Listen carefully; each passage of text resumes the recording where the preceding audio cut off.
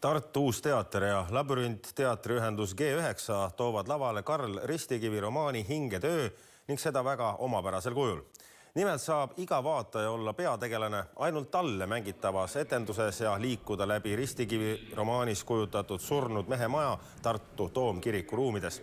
Ühe õhtu jooksul antakse 40 etendust ja iga etendust saab korraga vaadata vaid üks inimene. Lavastuse meeskonna sõnul oli Ristikivi teos ideaalne sellise vormi katsetamiseks, kus publik saab ise olla lavastuse peategelane.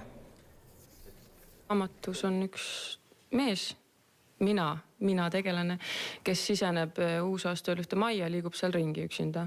Et see tundus nagu vältimatu või paratamatu, et teatrisse tuleb tulla üksi, kui tahta kogeda midagigi sarnast või et see üksi olek on oluline. Mis on seal veel minu jaoks oluline teema on piir ja miks siis raamatu tegemus minu jaoks toimub aastavahetusel on just seepärast, et see aastavahetuse nii-öelda sündmus või traditsioon on ka üks väga oluline piir ja ühest olukorrast teise üleminek ja milles see piiri seisneb, see on raamatus väga oluline teema ja me tegeleme sellega siin lavastuses ka.